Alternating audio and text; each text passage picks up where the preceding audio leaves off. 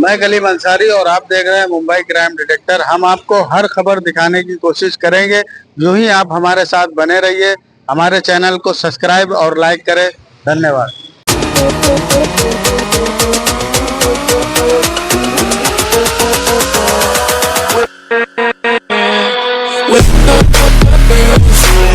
आपकी गली में हार्दिक स्वागत हमारे लाडले नेता डॉक्टर जितेंद्र आवाड साहब।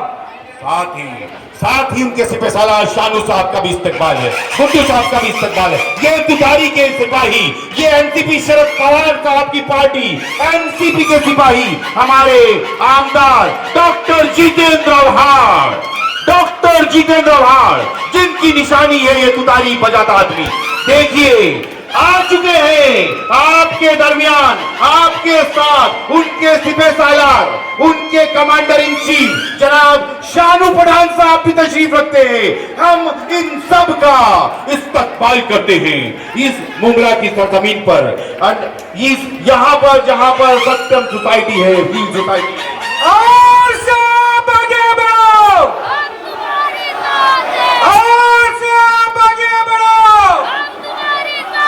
और सब आगे बढ़ो। मौजूद हजरात, मेरी पर्दा नशीन ना बहने,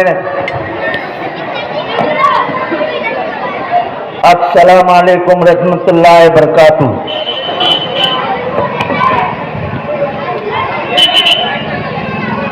अभी बीकेसी में इंडिया अलायंस की सभा थी। मैं भाषण करने के उठा, भाषण शुरू किया, उतने में राहुल गांधी स्टेज पे आ गए, तो मैंने मेरा भाषण रोक दिया और बाद में सब बड़े नेताओं का भाषण शुरू हो गया। सभा खत्म होते ही उधर से भाग निकला, क्योंकि मुझे ये सभा अटेंड करनी थी, आना ही था मुझे। और आपके मोहब्बत में आज ट्रैफिक भी नहीं मिला तो मैं पहुंच गया। ट्रैफिक ही नहीं था आज में भी नहीं। भाइयों बहनों, मैं कोई लंबा भाषण नहीं करने वाला हूं। 4-5 मुद्दे हैं, उतने रख दूंगा।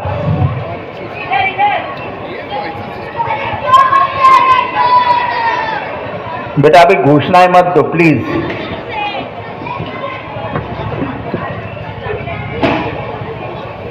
चुनाव की गर्मी बढ़ते जा रही है। अभी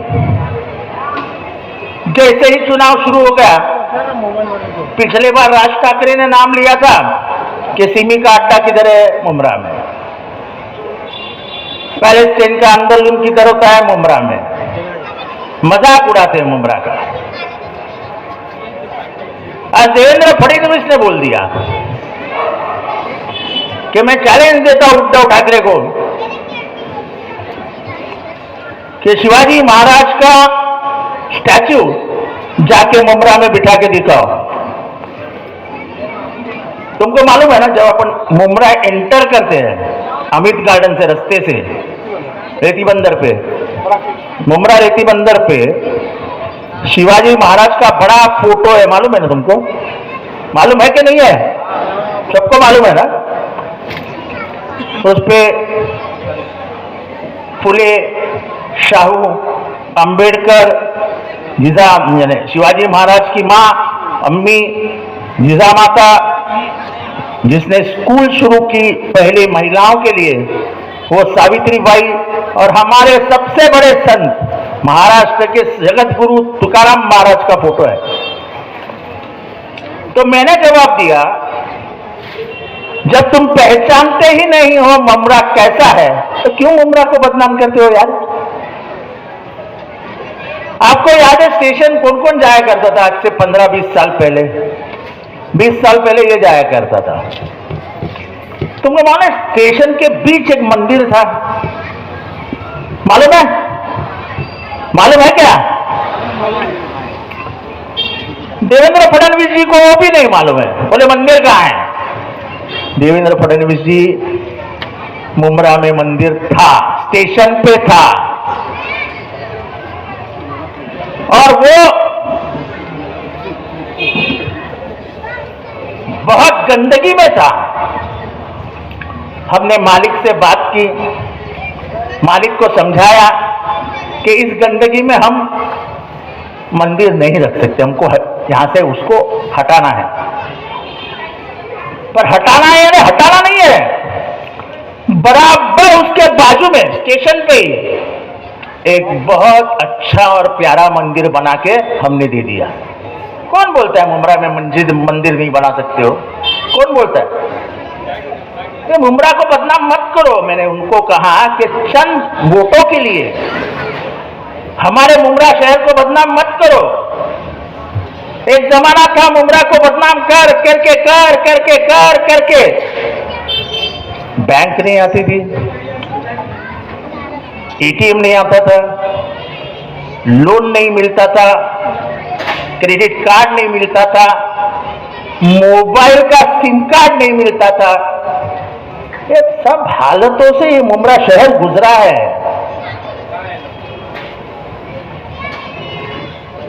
पर जब हालात बदल गए, जब मुमरा की सोच बदली है, तो अब उंगलियां मत उठाओ, हम मंजूर नहीं करेंगे आपकी उंगलियों को। हमने कहा था सोच बदलो, विचार बदलो, सोच बदलो मुमरा बदलेगा। सोच भी बदल गई और मुमरा भी बदल गया। ये आपको मंजूर है? मुमरा बदल गया, ये आपको मंजूर है कि नहीं है? देखो ऐसा है, तुम जोर से चिल्लाओगे ना तो मुझे भी मजा आएगी। मैं अकेला ही जोर से चिल्ला रहा हूं। मुझे मुमरा बदला के नहीं है, जोर से बोलो।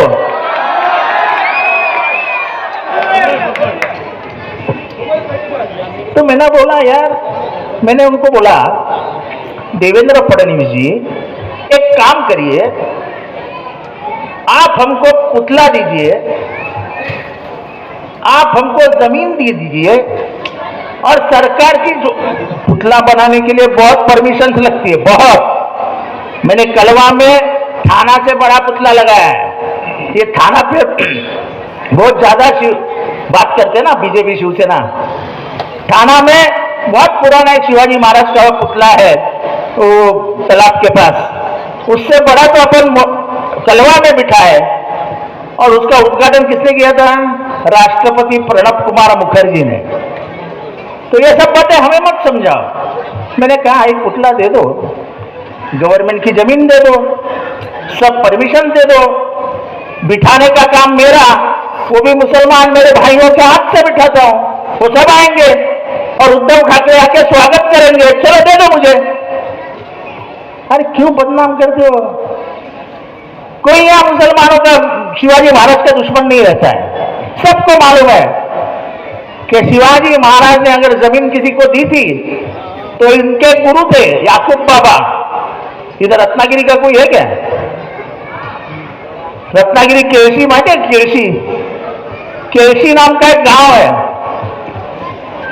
उधर एक सूफी संत रहा करते थे याकूब बाबा।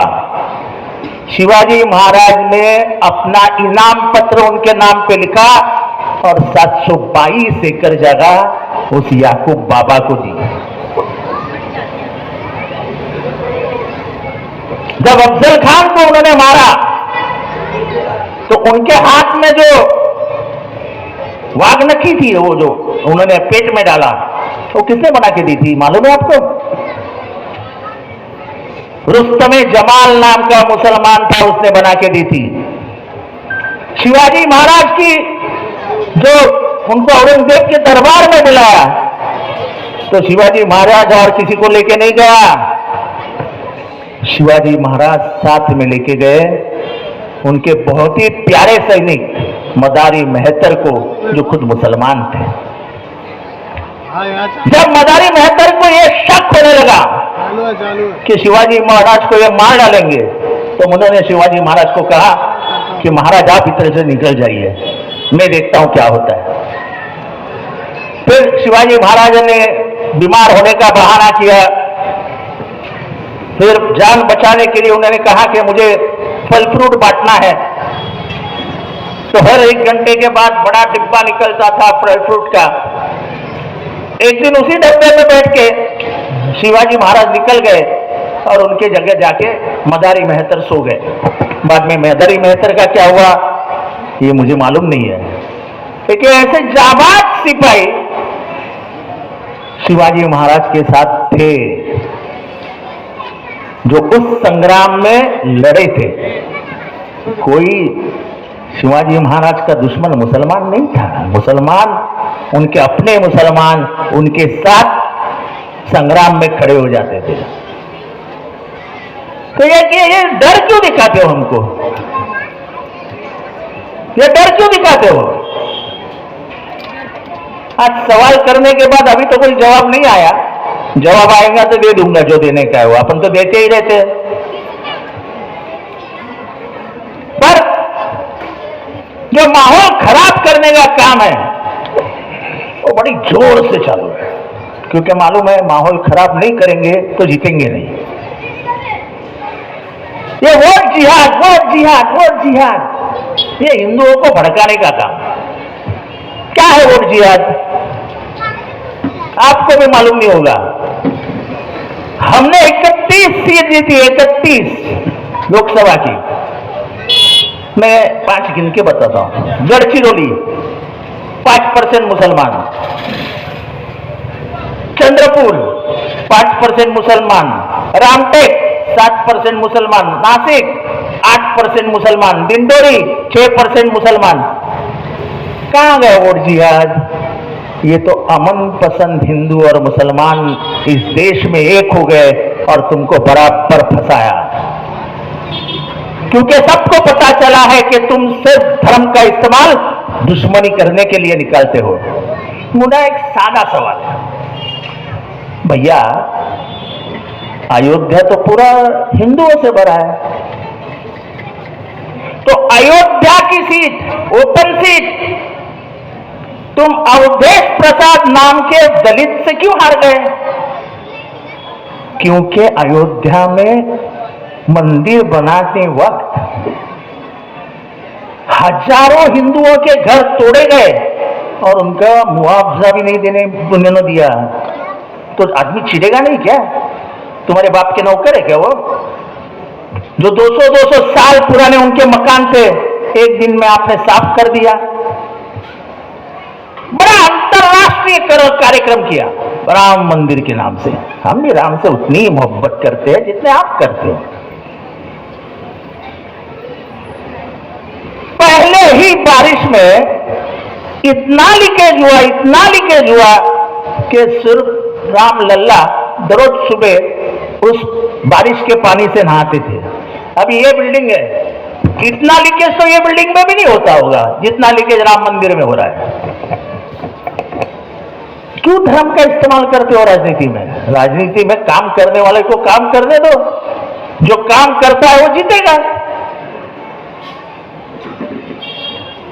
क्यों कर रहे